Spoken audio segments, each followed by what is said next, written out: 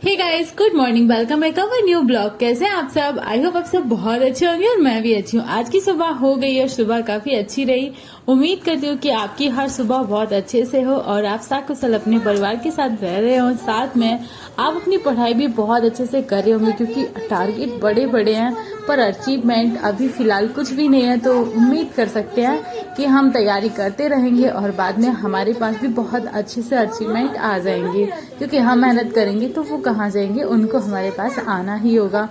चलो बात करते हैं आज की सुबह की। तो सुबह सुबह थोड़ा सा एक्सरसाइज करी, नहा धो के तैयार हो गई और उसके बाद जो एक हाउस वाइफ के दायित्व होते हैं उन सबको पूरा करना है। तो सुबह सुबह छत पे कपड़े फैलाए और उसके बाद आ गई किचन में।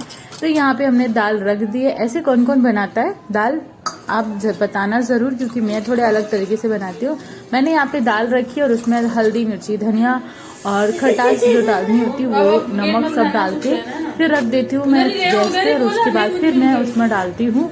जब वो पूरा बनके तैयार हो जाएगी तब मैं तड़का लगाती हूँ, टमाटर, प्याज, लहसुन और गरम मसाला उसमें डाल के उसके बाद मैं तड़का लगाती हूँ जब पूरी दाल बनके तैयार होती है। काफी लोग दाल सिंपल सी बना लेते हैं और उसके बाद पूरा तड़का लगाते हैं। काफी लोग दाल रखते हैं उसमें हल्दी डाल के फिर तड़का लगाते हैं। तो अलग अलग तरीके से बनाते हैं बट ये तरीका मुझे अच्छा लगता है क्योंकि जब तक हमारी दाल बनके तैयार होगी और इधर हमारी पूजा भी हो जाएगी। तो सुबह सुबह मुझे पूजा करना एक मेडिटेशन की तरह ही लगता है क्योंकि मैं सुबह सुबह मेडिटेशन को प्रेफर करती हूँ खुद को, क्योंकि मुझे लगता है कि जब तक आप अपनी लाइफ में कुछ 2, 4, 2.5 घंटे अपने आप को नहीं देते हो तो फिर आप अपने आप में कभी कोई भी ऐसे काम नहीं कर सकते हो जो आपको संतुष्टि वहां से मिले। उसका रीजन ये है कि आप बस दूसरों के लिए, दूसरों के हिसाब से सारी टाइम काम करते रहेंगे तो आपके कभी भी कोई भी काम नहीं होने वाला है क्योंकि आपने अपने लिए कितना टाइम निकाला है ये आपको कभी आपने सोचा ही नहीं है और ये कभी आपने समझा भी नहीं कि आपको अपने लिए कितना टाइम निकालना चाहिए। तो बहुत जरूरी होता है खुद को टाइम देना। तो मैं सुबह सुबह खुद को टाइम ही देती हूँ और वहां पर मैं अपनी पूजा करती हूँ, मेडिटेशन करती हूँ, एक्सरसाइज करती हूँ। तो ये मेरे खुद के है और कुछ टाइम जब मुझे टाइम मिलता है तो मैं अपने वीडियो शूट करती हूँ जो आप सबके साथ शेयर में कर ही देती हूँ। तो आज मैंने बनाया था दाल, चावल, रोटी और उसके बाद मैंने खम्मड़ बाहर से मंगाया था। तो इस पे घर पे मुझे बस इसको फ्राई करना था। तो इनके पीसेस करके मैंने और उसको फ्राई करना था राई में। तो और इधर ये दूसरा वाला था, ये वाला था सूजी का ढोकला। तो ढोकला और खम्मड़ दोनों चीज ही मंगाई थी।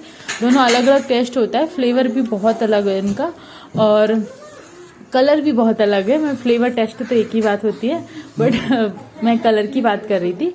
तो और उसके बाद मैंने फ्राई करना था और फिर मैंने अपने बेटे को स्कूल के लिए तैयार करा क्योंकि उसका भी टाइम हो चुका था।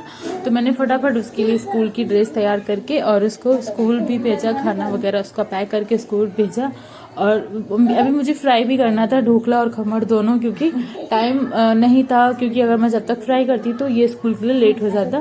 तो मैंने सोचा बाद में फ्राई करूंगी क्योंकि अभी मेरे पापा जी, मैंने बताया था, यहाँ पर आए हुए हैं, यूपी से आए हैं गुजरात। तो अभी 2-4 दिन रुके हुए हैं तो उनके लिए भी मुझे खाना बनाना था। वो अभी गए हैं बड़े ताऊ जी को देखने हॉस्पिटल।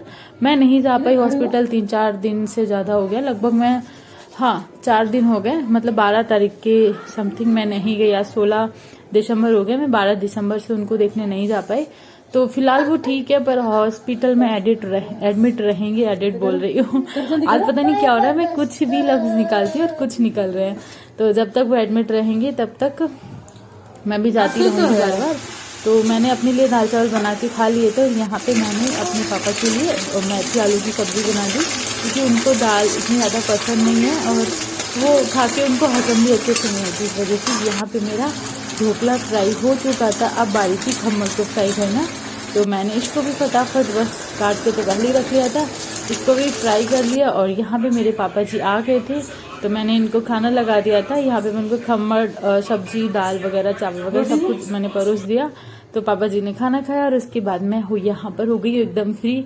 और अभी बज रहे हैं दोपहर के 1 और 1 बजे। तो मेरा भाई, मुझे लगता है कि भाई पहले पढ़ने बैठ जाऊं। तो यहाँ पे मैंने नोट्स निकाला और ये मेरा नोट्स नहीं था, ये मेरे हस्बैंड का था। पहले मैंने आप लोगों को दिखाया तो उसमें नाम भी मेंशन है, फिर मुझे लगा मैंने मेरा ही है और जब मैंने उसको खुद पलट के देखा तो मुझे लगा कि नहीं ये मेरा नहीं है। तो यहाँ पे ये है मेरा मैथ का नोट्स। तो मैंने इसको उठा के अपना स्टार्ट करूंगी। पहले करूंगी रिवीजन और उसके बाद फिर मैं मैथ सॉल्व करूंगी, क्योंकि अभी मेरा आरपीएफ कांस्टेबल का एग्जाम है और उसके बाद मेरा मैं यूपीएसआई की तैयारी करूंगी उसके लिए, और एनटीपीसी की तैयारी करने वाली है। तो मैंने 2 टारगेट चुन लिए, और जैसे जैसे टाइम बढ़ रहा है वैसे वैसे मैं और फाइनल कर लूंगी कि मैं किसी एक चीज की तैयारी करूं या दोनों की करूं।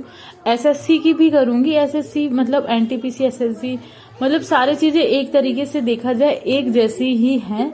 थोड़ा आरपीएफ का थोड़ा अलग हो जाता है इसमें, क्योंकि रीजनिंग तो सेम होती है, मैथ थोड़ा सा कम पूछते हैं और बाकी जीएस थोड़ा ज्यादा हो जाता है, और बस अर्थमेटिक ही पूछते हैं, एडवांस नहीं पूछते आरपीएफ में। और एनटीपीसी एसएससी में दोनों अर्थमेटिक और एडवांस दोनों ही मैथ करने होते हैं, और दोनों मैथ ही मेरे वीक हैं, इसलिए मुझे मैथ बहुत अच्छे से कवर करना है।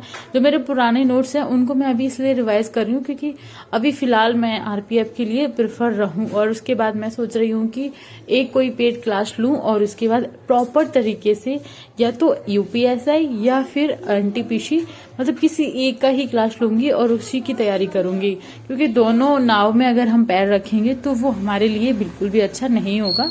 तो अभी जब तक लगभग जनवरी में एग्जाम होगा आरपीएफ कांस्टेबल का, तब तक मेरे पास इतना टाइम है कि मैं कोई भी मतलब जो अभी मैं पढ़ रही थी, अभी तक मैंने जो पढ़ा था 6 महीने से, मैं वही पढूं तो मेरे लिए बेनिफिट रहेगा। इसलिए मैं अभी जो मेरे पास पहले के नोट्स है मैं वही पढ़ रही हूँ, अभी मैं कुछ नया नहीं कर पा रही हूँ, और घर में काम भी बहुत सारे हो जाते हैं, तो उस वजह से भी मैं कुछ नया भी नहीं कर रही हूँ। क्योंकि अगर मैं कुछ नया करूंगी तो शायद मैं जो पढ़ी हूँ और जो मैंने मैथ किया है मैं कहीं वो भी ना भूल जाऊं, क्योंकि मैंने अभी तक अर्थमेटिक ही पढ़ा था, क्योंकि उसमें आरपीएफ में वही आने वाला था, एसआई में भी कांस्टेबल में भी।